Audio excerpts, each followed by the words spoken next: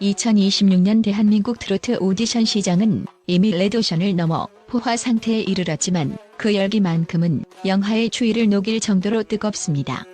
수년간 이어진 트로트 열풍은 이제 단순한 유행을 넘어 하나의 거대한 산업 생태계를 구축했고 시청자들의 눈높이는 그 어느 때보다 높아져 있습니다. 그 치열한 한복판에서 시청자들의 심장을 덜컥 내려앉게 만든 장면이 포착되었습니다. 바로 현역가왕 3회 심사위원 박현빈이 13세의 보컬 천재 빈예서를 향해 발전 가능성이 없다는 서늘한 문장을 던진 것입니다. 이 발언은 공개 직후 온라인 커뮤니티와 SNS를 삽시간에 마비시켰습니다.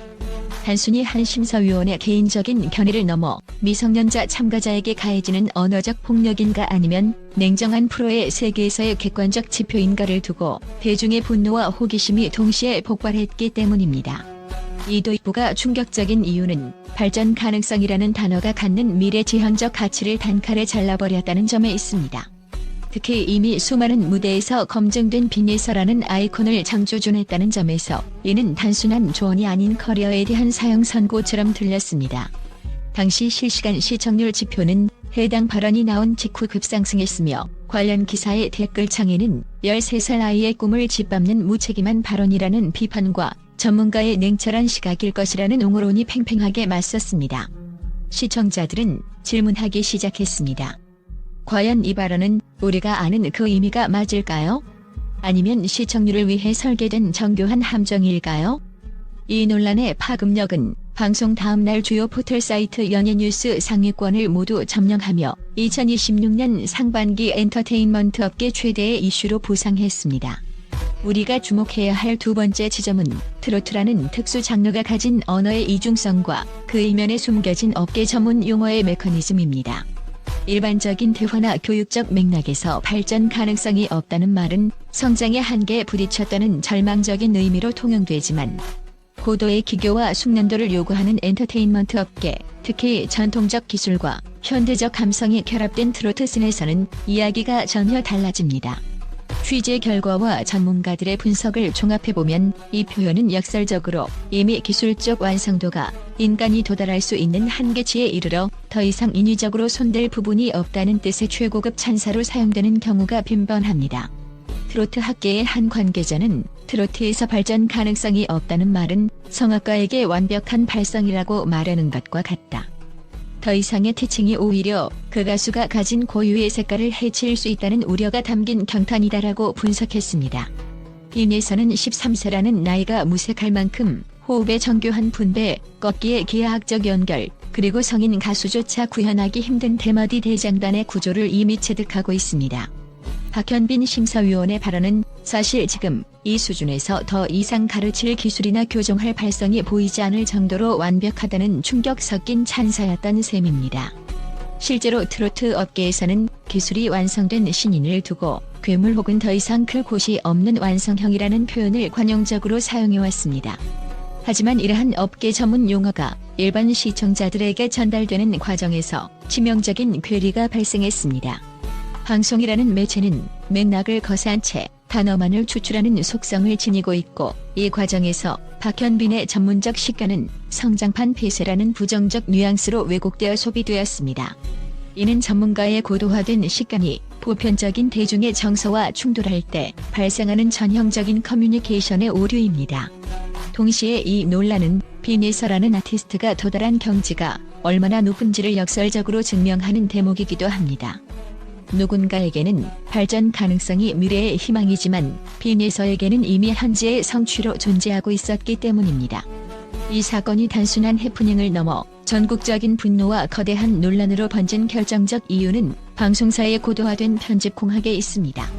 현대 예능 제작 현장에서 편집은 단순히 영상을 이어 붙이는 작업을 넘어 시청자의 감정선을 설계하고 특정한 내러티브를 강제하는 가장 강력한 무기이자 때로는 출연자의 인격마저 해체하는 잔인한 흉기가 됩니다. 현역가왕 3 제작진이 공개한 문제의 예고편을 미시적으로 분석해보면 그 의도가 명확히 드러납니다. 제작진은 박현빈 심사위원의 입에서 나온 가장 날카로운 음절만을 정밀하게 추출한 뒤 0.5조의 간발의 차로 눈물을 쏟아내는 빈예서의 얼굴을 교묘하게 병치했습니다. 인간의 뇌는 시각적으로 연결된 두 장면 사이에서 본능적으로 인과관계를 찾아내려 합니다. 이 짧은 컷 연결은 시청자들의 뇌리의 심사위원의 독설로 인해 어린 소녀가 깊은 상처를 입었다는 감정적 도식을 강제로 주입했습니다. 대중은 이 시각적 자극에 즉각적이고 폭발적으로 반응했으며 방송사는 그 반응을 화제성 지수와 광고 단가라는 자본의 지표로 수확했습니다. 그러나 실제 녹화 현장의 진실은 예고편이라는 가상현실과는 180도 달랐습니다. 현장 관계자들의 증언에 따르면 박현빈의 발언 뒤에는 약 5분여에 걸친 심도 있는 보충 설명과 정서적 교감이 존재했습니다. 박현빈은 너는 이미 완성된 보석이다. 어린 나이에 기술적 정점에 도달했기에 이제는 기술적인 성장이 아니라 내 영혼을 담는 작업만 남았다는 취지의 눈물겹도록 따뜻한 조언을 이어갔습니다. 하지만 제작진은 이 진실의 5분을 과감히 도려냈습니다. 대신 자국적인 냉혈한 독설가와 가련한 천재소녀라는 고전적인 비극의 구도를 인위적으로 세웠습니다. 이는 미디어 리터러시가 강조되는 21세기에도 대형 방송사들이 여전히 노이즈 마케팅이라는 낡은 공식에 의존하고 있음을 보여줍니다. 시청률이라는 전리품을 챙기기 위해 13세 아티스트의 정서적 안정과 대중적 평판을 담보로 삼은 행위는 방송 윤리의 실종이라는 것은 비판을 피하기 어렵습니다. 더욱이 이러한 편집 방식은 시청자로 하여금 정의로운 분노를 느끼게 하여 프로그램에 더욱 몰입하게 만드는 고도의 심리전이기도 합니다. 비판하면서도 보게 만드는 이른바 증오 시청을 유도한 것입니다. 하지만 그 과정에서 출연자가 겪어야 했던 실질적인 악플과 오해의 고통은 방송사의 성과 지표에는 포함되지 않았습니다. 이는 엔터테인먼트 산업이 휴먼 서사를 어떻게 데이터로 변환하고 소비하는지를 극명하게 보여주는 씁쓸한 이면입니다. 논란의 중심에 선 빈예서가 왜 이토록 혹독한 평가의 대상이 되었는지를 심리학적으로 분석해보면 그녀가 가진 천재소녀라는 지위가 오히려 그녀를 보호하는 막이 아닌 그녀를 공격하는 칼날이 되었음을 알 수 있습니다. 대중과 심사위원들은 그녀를 더 이상 보호받아야 할 어린이 참가자로 보지 않습니다.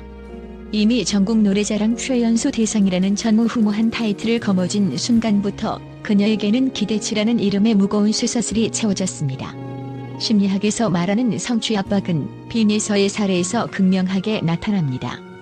대중은 천재에게서 더 이상 성장을 기대하는 것이 아니라 완성을 요구합니다. 일반적인 참가자라면 격려의 박수를 받았을 미세한 호흡의 불안정이나 감정 처리의 작은 미숙함조차 빈예서에게는 기량이 정체되었다거나 천재성이 사라졌다는 비판의 근거로 사용됩니다. 이는 프로이트가 명명한 작은 차이에 대한 나르시시즘의 변형으로 대중은 천재의 아주 미세한 결점을 찾아냄으로써 자신들의 평범함을 위로받으려는 심리적 기제를 작동시킵니다. 이번 박현빈의 발언이 대중에게 유독 아프게 다가온 심층적인 이유는 그녀가 가진 천재성이 이제 더 이상 즐거운 놀이나 성장의 영역이 아닌 매 순간 완벽을 증명해야 하는 생존과 평가의 영역으로 강제 이동되었음을 시사하기 때문입니다. 발달 심리학적으로 13세는 자아 정체성이 형성되는 매우 취약한 시기입니다. 이 시기에 발전 가능성이 없다는 확정적인 언어에 노출되는 것은 아티스트의 내면의 고정 마인드셋을 강화하여 정서적 소진을 초래할 위험이 큽니다.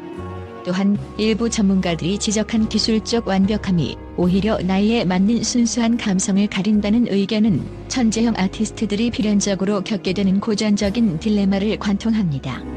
너무 일찍 기술의 정점에 도달한 아티스트는 대중에게 새로움을 주기 어렵다는 선입견에 시착하게 됩니다.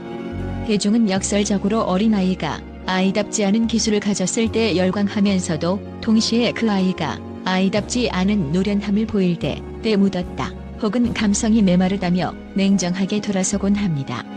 결국 빈예서는 실력이 부족해서가 아니라 오히려 너무나 압도적으로 앞서 나갔기에 그 누구보다 냉정하고 외로운 잣대 위에 홀로 서게 된 것입니다. 이는 엔터테인먼트 산업이 영재를 육성하기보다는 단기적인 화제성을 위해 소모하는 방식에 대한 근본적인 질문을 던지게 합니다. 자본은 천재의 재능을 최대한 빨리 추출하여 상품화하려 하지만 그 과정에서 아티스트가 인간으로서 누려야 할 점진적인 성장의 즐거움은 거세됩니다. 우리는 과연 그녀의 예술을 즐기고 있는 것입니까? 아니면 그녀의 완벽함을 채점하며 그 위에서 대리 만족을 취하고 있는 것입니까? 빈예서라는 거울은 현재 우리 사회가 성공과 재능을 얼마나 잔혹하게 다루는지를 투영하고 있습니다. 마지막으로 우리가 절대 놓치지 말아야 할 대목은 이 논란의 종지부를 찍은 것이 제작진의 구차한 해명도 심사위원의 공식 사과도 아닌 빈에서 본인의 압도적인 무대였다는 사실입니다. 논란 직후 펼쳐진 김태현과의 1대1 데스매치는 단순한 대결을 넘어 그녀의 존재 가치를 증명해야 하는 단두대 매치와도 같았습니다. 이 무대에서 그녀가 선택한 모녀 기타는 그야말로 경악스러운 반전의 서사를 완성했습니다. 박현빈의 발언에 위축되어 기량이 꺾일 것이라는 세간의 우려를 비웃기라도 하듯 그녀는 기술적 완벽함 위에 엄마 울지 마세요라는 한마디 내레이션을 얹어 전 국민의 방어 기제를 완전히 허물어뜨렸습니다. 결과는 732점이라는 시리즈 역사상 유례를 찾아보기 힘든 압도적 점수 차이의 승리였습니다. 이 숫자는 단순한 점수가 아닙니다. 이는 박현빈의 발언이 만약 혹평이었다면 실력으로 그가 틀렸음을 전 세계에 선언한 것이고, 만약 역설적 극찬이었다면 그 기대를 훨씬 뛰어넘는 질적 확장을 보여준 명확한 데이터입니다. 결국 이 사건은 결과적으로 빈예서라는 아티스트의 브랜드 가치를 이전보다 훨씬 견고하고 입체적으로 만드는 서사적 레버리지로 작용했습니다. 노이즈 마케팅과 편집의 농간이라는 거친 풍랑 속에서도 진짜 실력이라는 본질은 결코 가려지지 않는다는 엔터테인먼트 업계의 철칙을 다시 한번 확인시켜 주었습니다. 방송 직후 해당 영상의 조회수는 수백만 건을 기록하며 실시간 트렌드를 장악했고, 이는 그녀를 향한 대중의 지지가 단순한 동정표가 아닌 실력에 근거한 팬덤임을 입증했습니다. 이제 빈예서에게 남은 과제는 발전 가능성의 유무를 논하는 차원을 넘어 그녀가 만들어갈 트로트의 새로운 표준이 무엇인지를 보여주는 일입니다. 이번 논란은 역설적이게도 빈예서가 트로트의 새로운 시대를 여는 독보적인 완성형 여왕으로 군림할 것임을 예고하는 거대한 서막이 되었습니다.